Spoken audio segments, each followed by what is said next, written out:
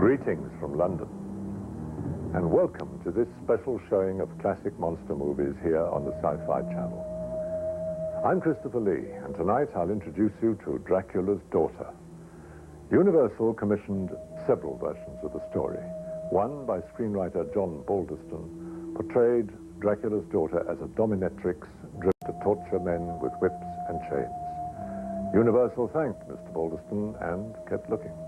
The final version is voluptuous indeed, but in a very different way. You'll see what I mean as the magnetic Gloria Holden portrays Dracula's daughter.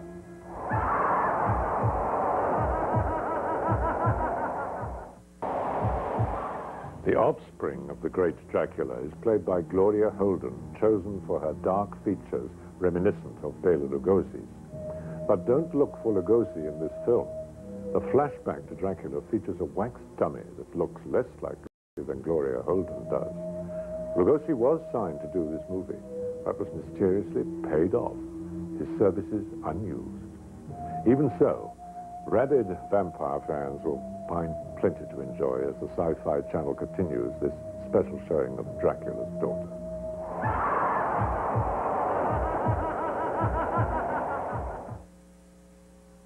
Notice the unusual decor of Countess Sekei's home. It has no mirrors.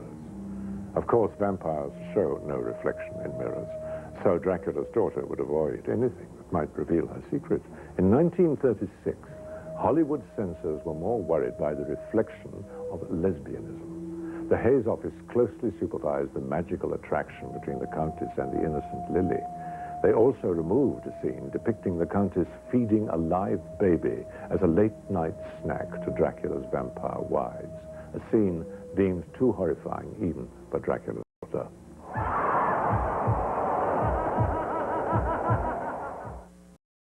Classic Monster Month on the Sci Fi Channel will continue with Dracula's Daughter in just a moment. Here on the Sci Fi Channel.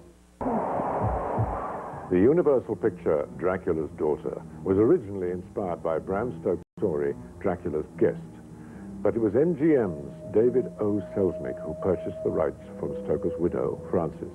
MGM developed the project in secret using the code name Tarantula. Fearing a legal battle, MGM sold their treatment to Universal, which completely changed the story without asking further permission from the Stoker estate. You see, by then it was discovered that in America, Dracula was in the public domain. Stoker had neglected to file 2 copies of his novel with the Copyright Office, thus failing to stake a proper claim. Now, back to Dracula's Daughter here on the Sci Fi Channel.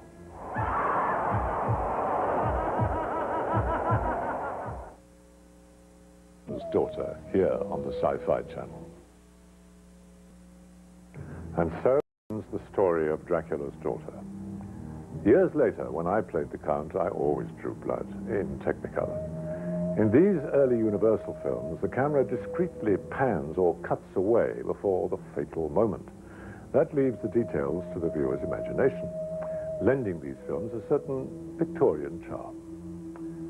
I'm Christopher Lee, and I hope you'll join me again tomorrow here on the Sci Fi Channel for another classic monster movie, Son of Dracula.